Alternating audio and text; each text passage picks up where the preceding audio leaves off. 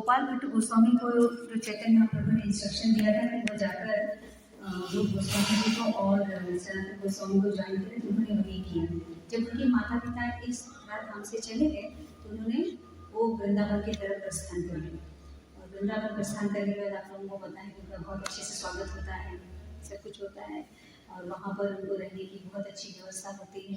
फिर वहाँ पर उनसे कथा का श्रवण होता है, वो बताते हैं सभी लोगों को, बाकी जो भक्त होते हैं और जो गोस्वामी जी होते हैं उनको बताते हैं कि किस तरह से चैतन्य महाप्रभु जी चतुर्मास के समय वो 4 महीने यहाँ पर क्या बातें डिस्कस की थी, वो सारी बातें बताते हैं।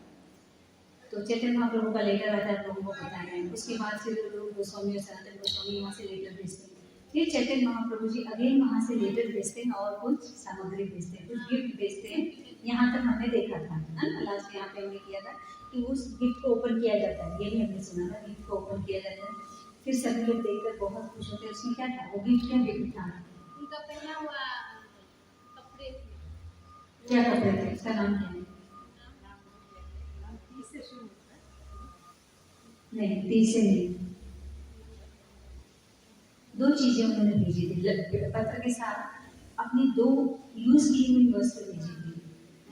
वो लपेटे जो रखते हैं कॉपी, क्या कोपीन कोपीन कॉपी का कोपिन, हाँ कोपिन, KOPIN, कोपिन, कोपिन। और क्या भेजा, एक चीज और भेजा था जिस पर चैतन्य महाप्रभु गाए थे, चौकी, एक कॉपी और एक चौकी भेजी। तो सभी बहुत खुश थे, बहुत आनंदित थे। गोपाल भट्ट गोस्वामी बहुत कृतज्ञ महसूस कर रहे थे कि चैतन्य महाप्रभु ने उनके लिए ये गिफ्ट भेजा। हालांकि वो सोच रहे थे कि मैं इसके काबिल नहीं हूँ, मैं इसके योग्य नहीं हूँ। मतलब जो भगवान ने यूज की चीजें, चैतन्य महाप्रभु स्वयं भगवान है, तो जो भगवान ने यूज की चीजें हैं वो उन्होंने मुझे भेजा थी। मैं बहुत ही भाग्यशाली, हालांकि मैं भाग्यशाली, मैं इतना मतलब योग्य नहीं हूँ। गोपाल भट्ट गोस्वामी कह रहे थे कि मैं इसके योग्य नहीं हूँ, ऐसे मन कर रहे थे, सोच रहे थे कि मैं इसके योग्य नहीं। फिर भी चैतन्य महाप्रभु ने इतनी बड़ी कृपा की कि अपनी यूज की हुई वस्तुएं मुझे उन्होंने भेजा। तो वो बहुत कृतज्ञ, क्या हो रहा था, बहुत कृतज्ञ मतलब कि बहुत ही थैंकफुल फील कर रहे थे चैतन्य महाप्रभु के प्रति। तो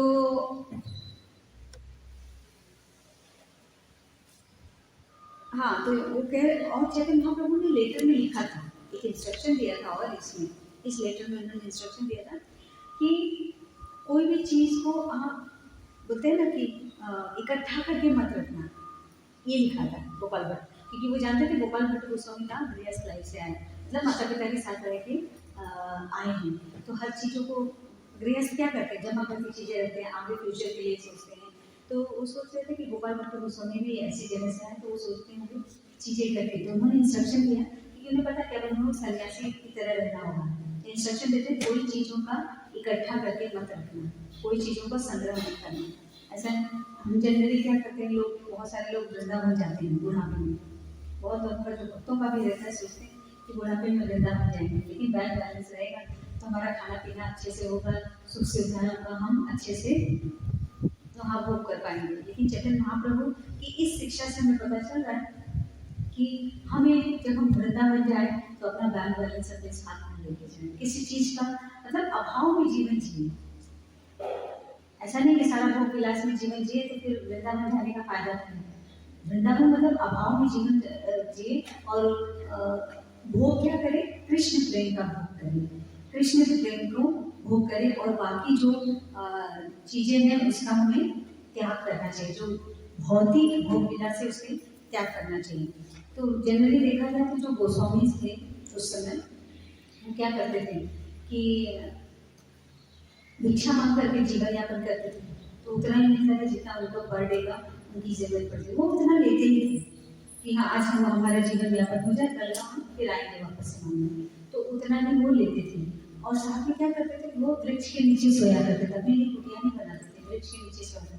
और वृक्ष के नीचे भी सोने के लिए क्या करते थे, कभी एक वृक्ष के नीचे सोते थे, दूसरे दिन दूसरे वृक्ष के नीचे सोते थे, तीसरे दिन तीसरे वृक्ष के नीचे सोते थे, ऐसा करते थे। वो सोचते थे कि अगर मैं एक ही वृक्ष के नीचे सोऊंगा तो मेरी आसक्ति उसमें बन जाएगी, मतलब मेरा अटैचमेंट उस वृक्ष से हो जाएगा। तो वृक्ष से अटैचमेंट ना हो, इसलिए वो क्या करते थे, हर दिन वृक्ष बदलते थे, पेड़ों को बदलते थे। प्रभुपाद जी कहते हैं कि अगर कोई, जैसे आजकल चॉकलेट बहुत लोग खाते हैं, चॉकलेट का अटैचमेंट, तो कल वैलेंटाइन डे था, लोगों ने बहुत चॉकलेट रोजेस एक दूसरे को गिफ्ट किए। तो प्रभुपाद जी कहते हैं अगर किसी का अगर सिर्फ चॉकलेट में भी अटैचमेंट है, उसके लिए फिर से इस भौतिक जगत में आना पड़ेगा, शरीर धारण एक नया शरीर धारण करना, मतलब किसी चीज का भी अटैचमेंट नहीं करना है, आसक्ति नहीं करनी है। तो चैतन्य महाप्रभु जी ने तो 3 इंस्ट्रक्शन दिया गोपाल भट्ट गोस्वामी को। पहला कि परमानेंट रेसिडेंट, मतलब कोई घर नहीं बनाइए। दूसरा उन्होंने कहा कि अपना अधिक से अधिक समय क्या करना है कि जो रूप और गोस्वामी हैं और सनातन गोस्वामी हैं, वो जो ग्रंथ लिख रहे हैं उनकी सेवा में लगाइए, उनको हेल्प करिए, उनकी मदद करिए। और तीसरा है वो जो ग्रंथ लिख रहे हैं उसको अच्छे से पढ़िए, ठीक है, और उसको अच्छे से समझिए, पढ़िए समझिए और फिर उसका प्रचार करिए। ये 3 इंस्ट्रक्शन उन्होंने उसमें लिखा हुआ था। तो चैतन्य महाप्रभु ने जो भी निर्देश दिए थे गोपाल भट्ट गोस्वामी को, बहुत सारे निर्देशों का उन्होंने पालन किया। तो बहुत सारे लोग देखेंगे आप वृंदावन में जाते हैं, बिजनेस के लिए जाते हैं, वहाँ पर क्या करते हैं कि प्रॉपर्टी डीलिंग का काम करते हैं। आजकल बहुत फ्लैट बन रहे हैं वृंदावन में, आप लोगों के प्रॉपर्टी, तो बहुत सारे बिजनेसमैन वहाँ जाते हैं, फ्लैट बनाते हैं, क्योंकि वहाँ पर देखिए जो रशियन यूरोपियन बहुत सारे आते हैं, सबको रहने के लिए स्थान चाहिए।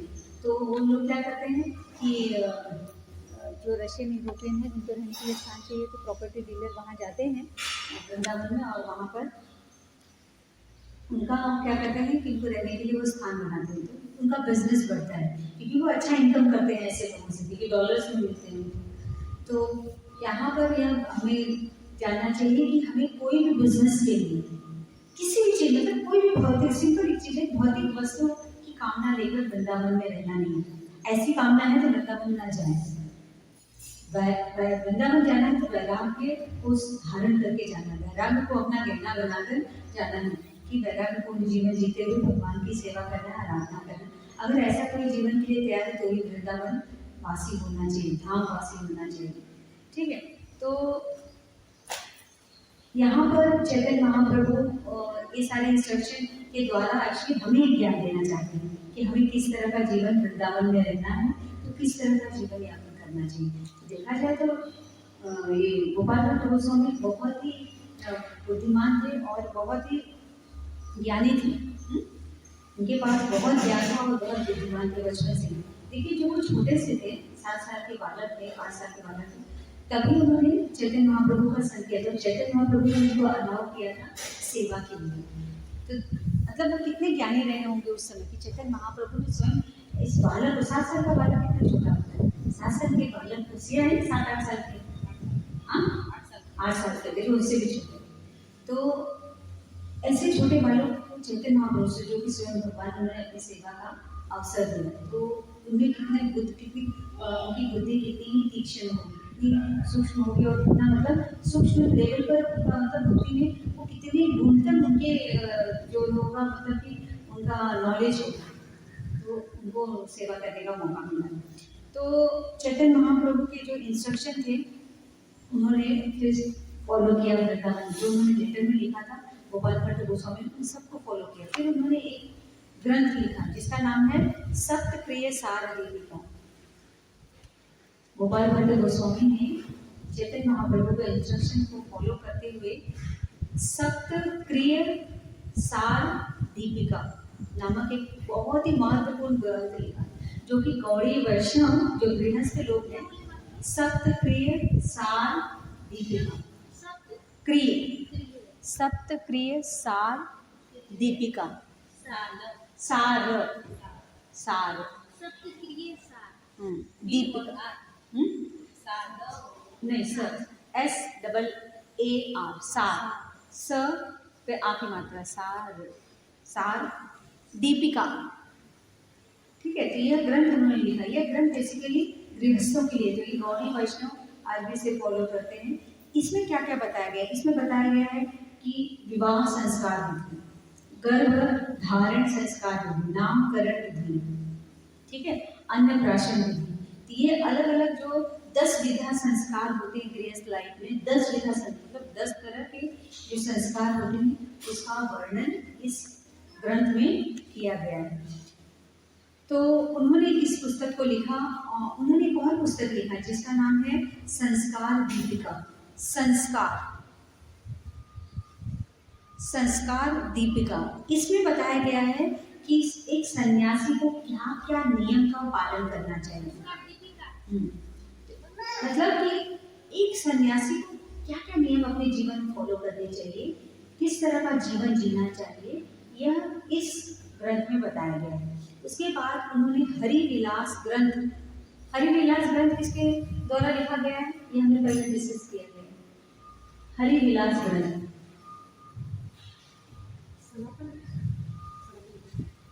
सनातन गोस्वामी जी के द्वारा लिखा गया है। हरिविलास ग्रंथ के रचयिता है सनातन गोस्वामी। तो सनातन गोस्वामी ने ये जो लिखा है, इसको उन्होंने क्या किया, एडिट किया। इस ग्रंथ को उन्होंने एडिटिंग का काम किया। किसने? गोपाल भट्ट गोस्वामी ने। तो इस ग्रंथ में बताया गया है कि भक्तों का व्यवहार कैसा होना चाहिए, एक भक्त का व्यवहार दूसरे भक्त के प्रति कैसा होना चाहिए, यह हरिविलास ग्रंथ में बताया गया। ठीक है, तो अब जीव गोस्वामी उस समय षट संदर्भ नामक एक पुस्तक लिख रहे थे। षट संदर्भ कौन? जीव गोस्वामी। जीव गोस्वामी षट संदर्भ नामक एक पुस्तक लिख रहे थे, जिसका षटकोण वाला षट होता है, बताए? षट संदर्भ। तो यह पुस्तक वो लिख रहे थे। तो इसका जो इंट्रोडक्शन है ना, वो गोपाल भट्ट गोस्वामी ने लिखा। इस पुस्तक में जो इंट्रोडक्शन पार्ट है ना, उसका जीव गोस्वामी ने लिखा, लेकिन उसका इसको पूरी पुस्तक को जीव गोस्वामी जी ने लिखा, लेकिन उसका जो इंट्रोडक्शन है वो लिखा है गोपाल भट्ट गोस्वामी जी। ठीक है, ठीक उसी तरह से बिल्वा मंगल ठाकुर ने भी एक पुस्तक लिखी थी जिसका नाम था कृष्ण करणामृत। बिल्वा मंगल ठाकुर जी ने लिखा था एक पुस्तक कृष्ण करणामृत। तो ये जो कृष्ण करणामृत पुस्तक है, करणामृत पुस्तक की कमेंट्री उन्होंने लिखी। देखिए, अलग अलग पुस्तकों का अलग अलग उन्होंने उसके बारे में किया था।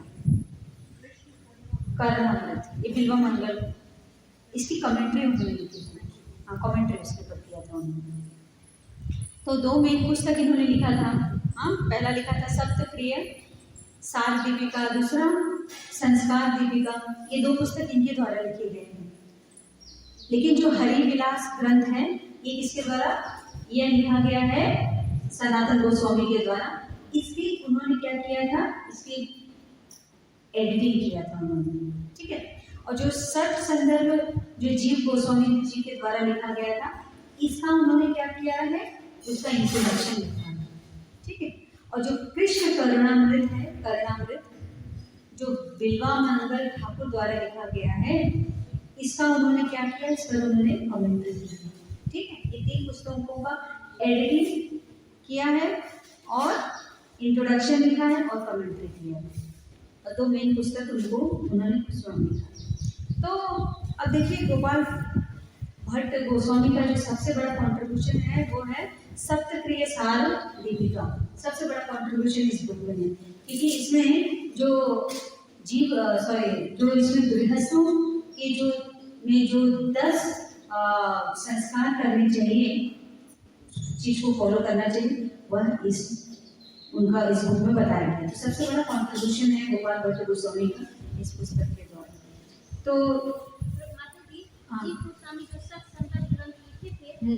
उसका इंट्रोडक्शन इन्होंने। तो जैसे अलग अलग कर्मकांड की पुस्तकें हैं, है ना, कर्मकांड के बारे में बताया जाता है। बहुत सारी पुस्तकें जिसमें कर्मकांड के विषय में जानकारी दी है। तो ठीक उसी तरह से जो यह सप्तप्रिय सार दीपिका है, इसमें जो है स्पिरिचुअल रूल बताए गए हैं, स्पिरिचुअल विधि बताई गई है जीवन को जीने की, गृहस्थ लाइफ को जीने की। ठीक है, तो ये जो गोपाल भट्ट गोस्वामी थे, जब वो बोलते थे तो ग्रंथों के वाक्यों को बोलते थे और अपने जीवन से वो वाक्य भक्तों को सिखाते थे किस तरह से एक भक्त का जीवन होना चाहिए। ठीक है, तो इस तरह से वो अपने जीवन को जी रहे थे। तो एक बार भक्ति सिद्धांत सरस्वती ठाकुर भी कुछ शिष्यों को प्रचार करने के लिए भेजे। तो जब वो शिष्यों को प्रचार करने के लिए भेजे तो उन्होंने कहा कि जरूरत पड़े तो आप बोलना। देखिए, प्रचार करने के लिए भेज रहे हैं, लेकिन क्या कह रहे हैं, जरूरत प्रचार में बोलना पड़ता है, लेकिन इसका मतलब ये हुआ कि अपने आचरण से सिखाओ। देखिए, जो कोई प्रचार करता है तो उसमें बोलना जरूरी होता है, लेकिन उससे ज़्यादा जरूरी है आचरण। तो यहाँ पर भक्ति सिद्धांत सरस्वती कहते हैं कि अपने आचरण से सिखाओ पहले। इस तरह का आचरण करो लोगों के सामने कि आपको बोलना कम पड़े, लेकिन जब जरूरत पड़े तो बोलना भी चाहिए प्रचार में। तो चैतन्य महाप्रभु के इंस्ट्रक्शन को गोपाल भट्ट गोस्वामी ने बड़ी ही सावधानी पूर्वक पूरा किया और बड़ी गंभीरता से उसे लिया। तो ऐसा कहा जाता है कि गोपाल भट्ट गोस्वामी जो थे वो चलता फिरता ग्रंथ थे। जो यहाँ पर भारत में बहुत दूर दूर से लोग उनका संग करने आते थे और भक्ति के बारे में जानने के लिए आते थे उनसे, क्योंकि उनमें स्वयं में इतना ज़्यादा जानकारी थी कि उस जानकारी को पाने के लिए लोग लड़ाई करते थे, है ना। तो जो शास्त्रों के बारे में ज्ञान करना है, भक्ति के बारे में जानना है, तो ऐसे लोग उनका संग करने के लिए आते थे। तो भारत के कोने कोने से लोग उनके पास आ रहे थे। तो उन्हें लोग रूप गोस्वामी और सनातन गोस्वामी के छोटे भाई के रूप में जानते थे, क्योंकि रूप और सनातन गोस्वामी जी उनको इसी तरह से रखते थे कि उनके छोटे भाई हैं। तो लोगों को लगता था कि ये उनके छोटे भाई हैं, तो इसी तरह से वो पूरे भारत में विख्यात है कि वो रूप और सनातन के छोटे भाई हैं। लेकिन उनका एक अलग तरीके से वो फेमस हुए। किस तरीके से कि भगवान के बड़े भक्त और भगवान किस तरह से अपने इस भक्त से सेवा ले रहे हैं। तो यह कब फेमस हुए, जब एक बार वो नेपाल गए। नेपाल में एक नदी है जहाँ पर शालिग्राम की जो शिलाएं नदी जिसे कहते हैं, उस नदी का नाम है गंडकी। तो गंडकी नदी में शालिग्राम की शिलाओं को लोग जाते हैं तो प्राप्त करते हैं। तो गोपाल भट्ट गोस्वामी वहाँ पर गंडकी नदी में गए और वहाँ पर जैसा कि कहा जाता है कि जो सन्यासी होते हैं वो एक कमंडल लिए रहते हैं हमेशा और एक दंड उनके हाथ में रहता है, डंडा। तो गोपाल भट्ट गोस्वामी एक दंड और एक कमंडल के साथ कहाँ पहुँचे, नेपाल, और वहाँ गंडकी नदी में उन्होंने स्नान किया। जब उन्होंने पहली डुबकी लगाई तो कहा जाता है कि उनके कमंडल में 12 शिलाएं आ गई। कुछ कहते हैं कि उनके हाथों में आ गई। अलग अलग जगह पर अलग अलग लोग अलग अलग बातें करते हैं। कुछ कहते हैं कि उनके हाथों में 12 शिलाएं आ गई, कोई कहता है कि उनके कमंडल में 12 शिलाएं आ गई। तो जब गोपाल भट्ट गोस्वामी ने देखा कि उनके पास 12 शिलाएं आ गई तो उन्होंने देखा कि डुबकी लगाने की वजह से आ गई। तो उन्होंने अपना कमंडल वापस से खाली किया उस नदी में और वापस से दूसरी डुबकी लगाई। जब दूसरी डुबकी लगाई तो फिर से 12 शिलाएं आ गई। तो उन्होंने बोला बस मेरे घर में ऐसे आ जाती होंगी, डुबकी लगाने से इतनी सारी शिलाएं हैं तो आ जाती होंगी। तीसरी, चौथी, 5वीं बार जब उन्होंने ऐसे ही डुबकी लगाई और उनकी कमंडल में वही 12 शिलाएं आती थी, न एक कम न एक ज़्यादा, वही बराबर 12 शिलाएं आ जाती। तो उन्होंने विचार किया कि शायद भगवान की इच्छा है कि मैं इन शिलाओं की जो है सेवा करूँ। तो उन शिलाओं को लेकर वो वृंदावन आ गए और वृंदावन में इन शिलाओं की वजह से वो बहुत चर्चित हो गए कि गोपाल भट्ट गोस्वामी के पास 12 शिलाएं, यूनिक शिलाएं, ऐसी शिलाएं किसी के पास नहीं है। और वो शिलाएं किस तरह से मिली यह जानकर लोगों को बड़ा ही आश्चर्य होता था और लोग इन शिलाओं का दर्शन करने के लिए आते थे। तो ये जो गोपाल भट्ट गोस्वामी थे उन शिलाओं को हमेशा उनका ध्यान रखते थे, उनको कभी अकेला नहीं छोड़ते थे। जहाँ भी जाते थे शिलाओं को लेकर जाते थे। जैसे वो मधुकरी करने जाते थे, भिक्षा मांगने जाते थे, तो क्या करते थे कि उन शिलाओं को अपने गले में कपड़े में बांध करके अपने गले में टांग देते थे। इस तरह से वो कभी उनको अकेला नहीं छोड़ते थे।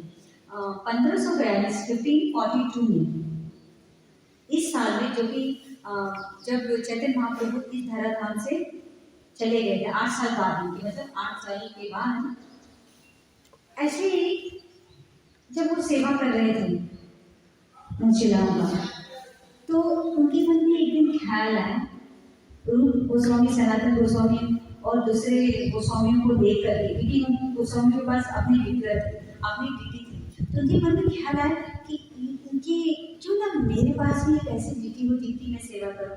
अब सभी जानते हैं कि जो शालिग्राम शिलाएं होती है, इनके हाथ पैर नहीं होते, चेहरा नहीं, एक गोल शिला होती है, उनको श्रृंगार नहीं किया जा सकता है ना, कपड़े नहीं पहनाए जा सकते, उनको गहने नहीं पहनाए जाते, उनको सेवा नहीं कर सकते, ऐसे ही बस उनके ऊपर फूल अर्पित कर। तो बहुत वो व्याकुल थे, वो उनके मन में ये विचार बहुत तेजी से चल रहा था कि किस तरह से काश मेरे पास भी एक ऐसा विग्रह होता तो मैं भी उनकी सेवा करता।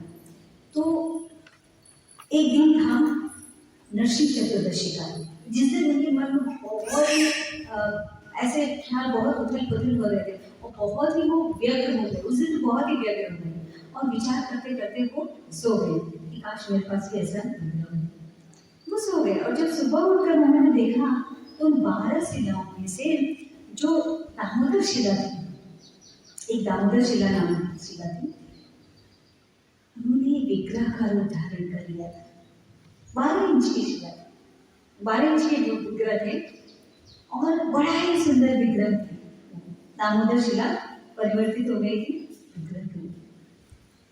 अब वो उन्हें एक तरफ देखे जा रहे हैं और दूसरे लोगों ने भी जब ये देखा तो बातें ऐसे फैलती जैसे किसी का कुछ बात होता है तो कैसे एक बात हम लोग दूसरे से बात करते हैं तो बात तीसरे तक पहुंचती है, चौथे, ऐसे करके ये जो ब्राह्मण कथा होती है ना, भौतिक जगत की बातें होती है, कैसे फैलती हैं, ऐसे फैलते जाते हैं। तो ठीक उसी तरह से जो भक्त होते हैं ना, इसमें स्पिरिचुअल बातें फैलती हैं। किसी का कुछ रियलाइजेशन होता है तो दूसरे को बताता है, ऐसे करके तीसरे तक पहुंचती, चौथे तक, ऐसे पूरे ब्रज में ये बात फैल गई कि गोपाल भट्ट गोस्वामी के पास जो 12 शिलाएं थी उसमें से एक जो शिला थी ना, उन्होंने विग्रह का रूप धारण किया। सब आश्चर्यचकित हो गए और सब दौड़े उस दामोदर शिला परिवर्तित हो गई एक विग्रह के रूप में। तो सारे लोग दौड़ पड़े उस विग्रह का दर्शन करने के लिए।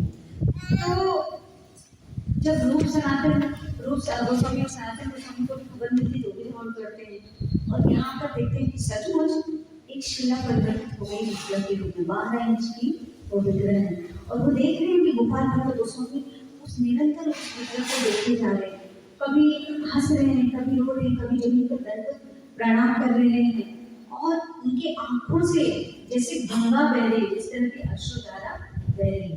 तब तक सारे दूसरे भक्त और गोस्वामी वहां पर आ जाते हैं उस शिला का दर्शन, मतलब उस विग्रह का दर्शन करने के लिए। तो सब बड़े आनंदित होते हैं उस विग्रह का दर्शन करके। तो उस विग्रह का नाम गोपाल भट्ट गोस्वामी रखते हैं राधा रमन जी। तो राधा रमन के दर्शन आप भी अभी भी कर सकते हैं। जब वृंदावन जाएंगे तो बड़ी छोटी सी विग्रह है, बड़े सुंदर से विग्रह है राधा रमन जी, बड़ी सुंदर सी उनकी बड़ी बड़ी आंखें हैं। तो उस विग्रह का वो श्रृंगार करके उनकी सेवा चालू करते, सभी भक्त उस विग्रह का दर्शन करके आनंदित होते। अब राधा रमन जी नाम क्यों रखा जाता है, इसके पीछे भी एक बात आती है कि वो जो जगह थी जहाँ पर गोपाल भट्ट गोस्वामी के सामने राधा रमन जी अवतरित हुई, वो रासलीला जो स्थली है उसके काफी पास थी। और राधा रमन का मतलब होता है कि जो राधा रानी को अत्यधिक आनंदित करते हैं, जो आसक्ति, जो राधा रानी को अत्यधिक आसक्ति प्रदान करते हैं, उनको प्रेम प्रदान करते हैं, ऐसे कृष्ण को कहते हैं रमन।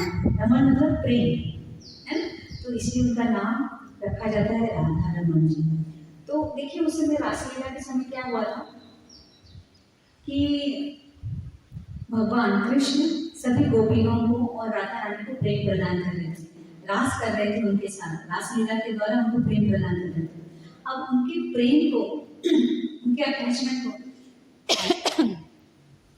उनके प्रेम को बढ़ाने के लिए क्या करते हैं, कृष्ण वहां से डिसअपियर हो जाते हैं, अंतर ध्यान हो जाते हैं। तो जब कृष्ण अंतर ध्यान हो जाते हैं तो राधा रानी बहुत ही व्याकुल हो जाती है और उस व्याकुलता में उनका प्रेम और भी बढ़ने लगता है। वह देखती है, भौरे को देखती है तो कृष्ण को याद करती है, तमाल वृक्ष को देखती है तो कृष्ण को याद करती है ना। इस तरह से मोर को देखती है तो वो कृष्ण को याद करती है, बादल को देखती है तो कृष्ण को देखती है, मतलब कृष्ण को हर चीज में वो देखने लगती है। इस तरह से उनका प्रेम और बढ़ने लगता है। तो इसीलिए उनके प्रेम को बढ़ाने के लिए और गोपियां भी हर जगह कृष्ण को देखने लगती हैं। यहाँ तक कि साक्षात जब कृष्ण विष्णु रूप में आते हैं तो उसमें नहीं देखती हैं, क्योंकि बोलती है आप हमारे वो कृष्ण नहीं हो, क्योंकि आपके हाथ में चक्र है, गदा है, तो वो सब हमारे कृष्ण ऐसा चीज, इतनी खतरनाक चीजें कृष्ण हमारे धारण नहीं करते हैं। हमारे कृष्ण बहुत कोमल है, वो सिर्फ बंसी धारण करते हैं। विष्णु रूप में उनको प्राप्त नहीं, वो कृष्ण रूप में हर जगह देखते हैं, लेकिन जब स्वयं कृष्ण आए उनको देखना वो पसंद नहीं किया, क्योंकि वो उनको नहीं चाहते थे। बाकी चीजों को देख करके वो कृष्ण को याद कर रहे थे। तो इसीलिए अभी जब यहाँ पर बताया जाता है कि जो जहाँ पर वो प्रकट हुए थे राधा रमन जी, आज जो मंदिर जो बना है उनका वो वही स्थान पर बनाया गया है। तो यही जो वृंदावन में देखा जाए तो जितने और विग्रह हैं, राधा गोपीनाथ हैं, राधा मदन मोहन है, इन सब राधा विनोद है, ये सारे जो राधा गोपीनाथ है, ये सारे जो विग्रह हैं ये स्वयं वो विग्रह भी वहाँ पर नहीं है, वो प्रतिभू है। मतलब उनका जो विग्रह है उनका जो है उसी तरह का बना करके वहाँ पर स्थापित किया गया। मूल विग्रह भी सब जयपुर में है। एक यही राधा रमन जी है जो स्वयं वो विग्रह है जो आज भी वृंदावन में विराजमान है। क्या हुआ था उस समय, मुगलों के आगमन की वजह से, मुगलों के आक्रमण की वजह से ये सारी जो डीटीज थी, राधा मदन मोहन, राधा गोपीनाथ, राधा गोविंद देव जी, इन सबको क्या किया गया था, वहां से हटा करके ले जाया गया था जयपुर में। तो लेकिन अब कहा जाता है कि राधा रमन जी को क्यों नहीं ले जाया गया, वो इसलिए नहीं ले जाया गया। उस समय भक्तों ने सोचा कि ये बहुत छोटी सी डीटी है, छोटे से विग्रह है, इनको हम कहीं भी छुपा कर रख सकते हैं। तो कहा जाता है कि बहुत लोग बताते हैं कि उस समय उनको कभी कभी जो वृक्ष की कोटर होती है ना, खाली जगह होती है बड़ी, उससे उनको छुपा देते थे मुगलों के डर से, क्योंकि कोटर को कौन ढूंढने जाएगा उस वृक्ष में, भगवान को सब तो भगवान को कहाँ ढूंढेंगे, मंदिर में। तो और बताया जाता है कि कभी कभी उनको क्या किया जाता है, नाव में बिठा करके जो नदी है उसमें छोड़ दिया जाता था। और बहुत सारे जो भक्त जो तीरंदाजी में बहुत एक्सपर्ट होते थे, उनको नदी के पास में खड़ा कर दिया जाता है, जिससे वो भगवान की रक्षा कर सके, उनकी सुरक्षा कर सके। तो भगवान को ऐसे किसी की सुरक्षा की जरूरत नहीं है, लेकिन एक प्रेम है भक्तों का। भक्त क्या रक्षा, लोग क्या रक्षा कर पाएंगे भगवान की, वो क्या सुरक्षा प्रदान कर पाएंगे, जबकि हमें भगवान की सुरक्षा की जरूरत है, हमें खुद सुरक्षा की जरूरत है। लेकिन भक्त अपना एक प्रेम अलग अलग तरीके से भगवान के प्रति प्रदर्शित करता है और भगवान बहुत प्रसन्नता पूर्वक उस भगवान के उस भाव को ग्रहण करते हैं। तो कहा जाता है कि जिस नदी में उस नाव, जिस नदी में भगवान को नाव के द्वारा वहां पर रखा जाता था सुरक्षा की दृष्टि से, उसी जगह पर ये मंदिर जो राधा रमन जी का मंदिर है वो बनाया गया है, उसी नदी। ठीक है, सॉरी नदी नहीं, तालाब, तालाब, छोटा सा तालाब था, बहुत बड़ा नहीं था, छोटा सा तालाब था। उस तालाब को पाट करके, मतलब उसको बंद करके उस जगह पर वहां पर मंदिर बना गया, जो आज मंदिर हम देख सकते हैं। हम देखते हैं कि उनका नाम राधा रमन जी है, लेकिन राधा रानी उनके साथ नहीं, जैसे यहाँ पर रुक्मिणी द्वारिकाधीश है, नैरोबी में क्या है, नैरोबी की बेटी का नाम क्या है, राधा बाकी है, सब जगह राधा रानी है। लेकिन राधा रमन जी के मंदिर में राधा कहा जा रहा है, लेकिन राधा रानी नहीं है। लेकिन उनके लेफ्ट साइड में देखेंगे सिल्वर क्राउन रखा है, ब्राह्मण क्या बोलते हैं उसको? हाँ? मुकुट मुकुट मुकुट रखा गया है, तो जो रिप्रेजेंट करता है कि राधा रानी को वहाँ स्थापित नहीं किया गया है, लेकिन राधा रानी की जो मुकुट है वो रखा गया है। तो वहाँ पर सिर्फ कृष्ण का ही पूजा नहीं होता है, देखा जाए तो वहाँ पर राधा रानी की भी वहाँ पर पूजा होती है। इसीलिए राधा रमन के मंदिर में सिर्फ देखने के लिए ऐसा लग रहा है कृष्ण की पूजा हो रही है, वहाँ पर राधा रानी की भी पूजा हो रही है। तो एक बार क्या हुआ, गोपाल भट्ट गोस्वामी अपने बीते हुए दिनों को याद कर रहे थे कि वो किस तरह से चैतन्य महाप्रभु के साथ अपने समय को व्यतीत किए थे। और वो ये भी याद की कि उनके पिता ने कहा था कि जब तक जीवित रहना चैतन्य महाप्रभु की सेवा करना। तो उन्हें बड़ा दुख हो रहा था कि वो राधा रमन जी की सेवा तो कर रहे हैं, उससे वो खुश थे, लेकिन साथ में उन्हें इस चीज को याद करके दुख हो रहा है, अब मैं चैतन्य महाप्रभु की सेवा नहीं कर पा रहा हूँ, क्योंकि चैतन्य महाप्रभु उस समय उस धराधाम पर थे नहीं, वह इस धरती को मतलब भौतिक जगत को छोड़कर जा चुके थे। तो उनकी इस व्यग्रता, बहुत व्यग्र थे, उनकी व्यग्रता को देख करके जो राधा रमन की जो विग्रह थे ना, वो परिवर्तित होने लगे चैतन्य महाप्रभु के स्वरूप। वो अपनी आंखों से देख रहे थे कि जो राधा रमन की रीति है वह परिवर्तित हो रही है, इसमें चैतन्य महाप्रभु और पूरी तरह से चैतन्य महाप्रभु उनके सामने, और ये देख करके वो भाव विभोर, उनमें अष्ट विकार उत्पन्न होने लगे, उनके रोम खड़े होने लगे, आंखों से अश्रुधारा बहने लगी, शरीर में कंपन होने लगा। इस तरह के जो अष्ट विकार हैं वो उनमें दिखाई देने लगे, और वो बहुत खुश हो गए, और खुशी के मारे वो महामंत्र का जप करने लगे, हरे कृष्णा कृष्णा कृष्णा हरे हरे, हरे राम राम राम हरे हरे।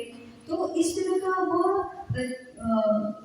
महामंत्र का जप करके भगवान को दंडवत करने लगे। और जब कृष्ण ने देखा, चैतन्य महाप्रभु ने देखा कि अब उनकी जो अंदर की जो इच्छा थी, लालसा थी उनका संग करने की, वह पूरी हुई, तो तुरंत वापस से राधा रमन जी अपने ओरिजिनल स्वरूप में आ गए। तो गौड़ी वैष्णव में देखा जाए तो गोपाल भट्ट गोस्वामी अथॉरिटी के मतलब बहुत बड़े लीडर माने जाते हैं, बहुत बड़े आचार्य माने जाते हैं। और इनके एक शिष्य थे जिनका नाम था श्रीनिवास आचार्य, जो बाद में शिक्षा लेने के लिए जीव गोस्वामी के पास गए। जब हमने जीव गोस्वामी के जीवनी के बारे में जान रहे थे तब ये श्रीनिवास आचार्य का हमने जिक्र किया था। तो श्रीनिवास आचार्य भी उनके एक शिष्य थे, उन्होंने बहुत लोगों को दीक्षाएं दी थी, उसमें से श्रीनिवास आचार्य। तो उन्होंने उनकी एक और इम्पोर्टेंट शिष्य थे श्रीनिवास आचार्य, उनके एक और इम्पोर्टेंट शिष्य थे, उनका नाम था गोपीनाथ पुजारी। तो ये जो थे हेड प्रीस्ट थे, गोपीनाथ पुजारी हेड प्रीस्ट थे। तो ये हमेशा उनकी गोपीनाथ पुजारी क्या करते थे, हमेशा राधा रमन की सेवा किया करते थे। तो एक दिन गोपीनाथ पुजारी के मन में नजर में आया कि काश मेरे जो आगे की पीढ़ी है ना, जो मेरे वंशज हैं, मेरे आगे की पीढ़ी है, जो मेरे आगे के लोग हैं, जो मेरे आगे के वंशज है, वो राधा रमन की सेवा करें, कोई और ना करे, जैसे मैं कर रहा हूँ ऐसे वो लोग करें। लेकिन क्या, जो गोपीनाथ पुजारी थे तो सन्यासी थे, सन्यासी का कैसे कोई पुत्र हो या उसका जो वंशज कैसे आगे हो सकता है, क्योंकि सन्यासी का धर्म है कि वो भगवान की सेवा करें अपने मन वचन और कर्मों के द्वारा। उसे शादी करना गृहस्थ जीवन उसके लिए अलाउ नहीं है। तो यह बात वो गोपाल भट्ट गोस्वामी से कहते हैं, कौन, गोपीनाथ पुजारी, कि मेरी ये इच्छा है। तो गोपाल भट्ट गोस्वामी कहते हैं कि तुम्हें चिंता करने की जरूरत नहीं है। तो वो उनके भाई से बात करते हैं, किसके, गोपीनाथ पुजारी के भाई से गोपाल भट्ट गोस्वामी बात करते हैं कि तुम गृहस्थ आश्रम ग्रहण करो, तुम शादी करो, और तुम्हारा जो पुत्र होगा वह राधा रमन जी का सेवा करेगा। तो दोनों भाई हैं ना, चाहे इनका पुत्र सेवा कर, उनके वंशज आगे बढ़ेंगे ना, तो उनकी भी बात पूरी होगी और उनका धर्म भी नहीं भंग हुआ, है ना। उनको जो उनका संन्यास धर्म है वह भी वो खंडित नहीं हुआ, वो उसको पूरा कर पाए और साथ में उनका वंशज भी आगे। गोपीनाथ पुजारी थे, उनके भाई का वंशज भाई थे दामोदर दास। तो आज हम जो देखते हैं राधा रमन जी के मंदिर में जो पुजारी पूजा करते हैं वो बेसिकली दामोदर दास के वंशज हैं। दामोदर दास किसके भाई थे? गोपीनाथ पुजारी के भाई थे। तो दामोदर दास के वंशज, उनकी ही पीढ़ियां आज राधा दामोदर मंदिर में पूजा कर रही हैं, उनकी सेवा कर रही हैं। तो ये गोपाल भट्ट गोस्वामी जो थे वो किसी भी मान प्रतिष्ठा इन सब से बहुत ऊंचे थे। वो कभी भी उन्हें नहीं चाहिए था क्योंकि कोई उनका बहुत सम्मान करे या उनको बहुत प्रतिष्ठा दे, उनका सब मतलब इस संसार में उनका नाम हो, ऐसा वो कभी नहीं चाहते थे। यही कारण है कि जब चैतन्य चरितामृत का जब उसको लिखा जा रहा था, तो जब गोपाल भट्ट गोस्वामी उसके बारे में चैतन्य महाप्रभु की जो लीलाओं के बारे में बताया इन्होंने, तो उस समय वो नहीं चाहते थे कि उनका नाम कहीं चैतन्य चरितामृत में आए। इसीलिए चैतन्य चरितामृत में एक दो जगह के अलावा उनका नाम और कहीं नहीं आया, जबकि उन्होंने बहुत सारा कंट्रीब्यूशन किया था चैतन्य चरितामृत को लिखने में। तो हम लोग जो मान प्रतिष्ठा के भूखे हैं, है ना, तो हमें क्या करना चाहिए? हमें गोपाल भट्ट गोस्वामी जी से प्रार्थना करनी चाहिए, उनकी शरण ग्रहण करनी चाहिए, जिससे हमारे अंदर जो मान प्रतिष्ठा का लोभ है, मोह है, वो खत्म हो सके। ठीक है। तो ऐसा कहा जाता है कि जो गोपाल भट्ट गोस्वामी थे वो इनकारनेशन के अनंग अलग अलग मंजरियाँ हैं जो राधा रानी को हेल्प करती हैं कृष्ण की सेवा करने में, वो लोग धाम। तो अनंग मंजरी जो कि राधा रानी की बहन भी उन्हें कहा जाता है, तो कहा जाता है कि गोपाल भट्ट गोस्वामी वो अनंग मंजरी, आध्यात्मिक जगत में वो अनंग मंजरी। और कहीं कहीं ऐसा कहा जाता है कि उन्हें गुण मंजरी भी कहा जाता है। तो अलग अलग लोगों ने अलग अलग बातें बताई हैं, लेकिन बेसिकली देखा जाए तो मंजरी है जो राधा रानी की सहेली है, जो कृष्ण की सेवा में हमेशा लगी हुई रहती हैं। तो हमें इन गोस्वामियों से ये सीखने को मिलता है कि हमारा आचार विचार और हमारा जीवन किस तरह का होना चाहिए। हमेशा हमारे आचार विचार नम्र होने चाहिए, तृणादपि सुनिचेन, मतलब कि तृण से भी जो होते हैं ना, नम्र होना चाहिए।